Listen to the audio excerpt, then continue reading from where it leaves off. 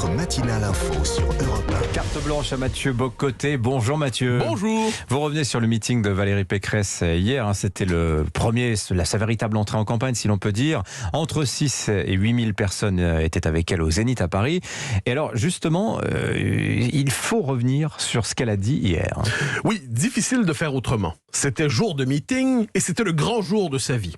L'organisation n'a pas failli. Les militants républicains affichaient une joie peut-être forcée, mais ils remplirent la salle comme sait le faire une vraie organisation politique. Certes, ils ne savaient pas toujours quand applaudir, ni quand scander leur slogan, mais ne leur reprochons pas. Valérie Pécresse a de grandes qualités, mais ne sera jamais une grande oratrice. Plusieurs chez les Républicains, après le discours, n'avaient pas le cœur déjà à la fête et multipliaient les cris et les SOS. Une question dominait. Comment impulser une nouvelle dynamique à la campagne d'une candidate qui ne parvient pas à imprimer sa marque à la présidentielle, qui a 1000 idées dans son programme, mais qu'on ne parvient pas à identifier une certaine idée de la France? À tout le moins, hier, elle a voulu préciser sa place sur l'échiquier politique. À droite, clairement à droite. Emmanuel Macron occupe déjà le créneau du centrisme libéral. Elle devait s'en démarquer. Surtout, Valérie Pécresse se voit fragilisée dans les sondages et voit son aile droite migrer 0,5% à la fois chez Éric Zemmour. Il fallait donc colmater la brèche et envoyer un signal fort. Au programme, défendre l'identité française. Tous les termes chocs étaient là. On l'a entendu dénoncer les ondes de non-France et plus seulement les ondes de non-droit. Autrement dit, le peuple français n'est plus partout chez lui en France. D'ailleurs, toujours pour reprendre ces mots, il y aurait en ce pays des Français de papier. Mais plus encore et de manière étonnante, elle s'est approprié le concept de grand remplacement, qu'il est bien vu de présenter dans la presse de gauche comme une théorie raciste et conspirationniste. Valérie Pécresse a marqué sa rupture avec cet interdit et cette définition. Non seulement le grand remplacement est une menace, dit-elle, et une menace à court terme en plus, mais elle seule est en capacité de l'empêcher d'advenir.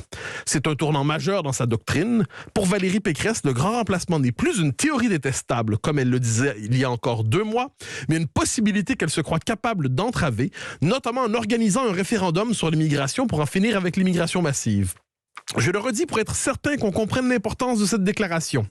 Valérie Pécresse, une figure de la droite modérée, vient d'avaliser un concept qui, aujourd'hui, peut valoir à celui qui l'embrasse un marquage symbolique à l'extrême droite, pour reprendre la formule officielle servant à désigner les parias.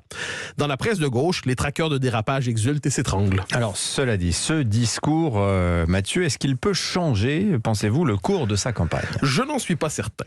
Il faut, lorsqu'on présente un grand discours, un souffle, et ne pas donner l'impression de répéter des phrases empilées les unes sur les autres en forme de slogan. On le sait, on reproche souvent à Valérie Pécresse son déficit d'authenticité. Il n'est pas certain qu'elle l'ait surmonté au Zénith. Et c'est peut-être vers Éric Woerth qu'il faut se tourner pour le comprendre politiquement. Nous le recevions hier à ce micro sur Europe. C'était l'occasion pour lui d'expliquer les raisons de sa défection des LR et son ralliement à Emmanuel Macron. Et elles sont cruelles.